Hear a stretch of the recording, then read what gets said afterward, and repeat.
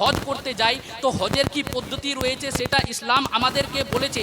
এরূপভাবে আমরা যদি কোনো বিজনেস করতে যাই তো বিজনেসের কি পদ্ধতি রয়েছে এটাও আমাদেরকে ইসলাম বলেছে। এমনভাবে আমরা যদি বিয়ে করতে চাই তাহলে বিয়ের কি মশলা মশাইল রয়েছে এটাও আমাদেরকে ইসলাম বলেছে।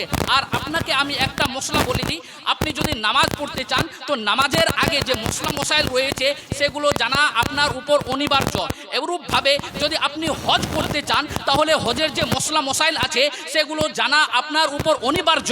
এরূপভাবে আপনি যদি বিয়ে করতে চান স্ত্রীর সাথে কিভাবে আপনাকে প্যার করতে হবে, ভালোবাসা রাখতে হবে, স্ত্রীর সাথে কিভাবে ব্যবহার করতে হবে, এরূপভাবে তালাকের কি মশলা মশাইল রয়েছে, বিবাহের কি মশলা মশাইল রয়েছে, এগুলো জানা আমাদেরকে অনিবার্য এবং অপরিহার্য। আজকাল দেখা যায়, এই যুগে দেখা যায় যে মানুষ বিয়ে তো করে নেয় কিন্তু বিয়ের যে মশলা মশাইল আছে স্ত্রীর সাথে কিভাবে ব্যবহার করতে হবে এটা আমরা ভালোভাবে জানি না। এটা খুবই গুরুত্বপূর্ণ মশলা।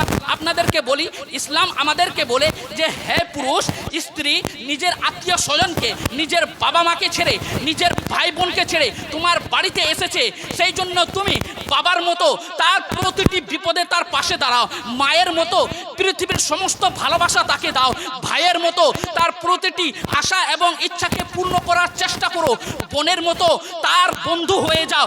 এই কারণে আল্লাহ তাআলা আমাদেরকে বলেছেন, উঠান কোরআন পারা নম্বর 4 সূরা নম্বর 4 সূরা আন-নিসা আয়াত নম্বর 19 পৃষ্ঠা নম্বর 82 ডান দিকে এই পারার লাস্টের পৃষ্ঠার মধ্যে প্রথম আয়াতে আল্লাহ তাআলা বলেছেন, ওয়া আশিরুহুন্না বিল মারুফ ফাইন কারিহতুমুহুন্না ফাআসা আন তাকরাহু শাইআন ওয়া ইয়াজআলাল্লাহু ফীহি খায়রান কাসীরা। এ মেহবুব, তুমি বলে দাও যে ব্যক্তি যেন, মানুষ যেন, আমার বান্দারা, মুসলমানরা নিজের স্ত্রীর সাথে সৎভাবে জীবন যাপন করো। বলুন সুবহানাল্লাহ। কি বলেছে?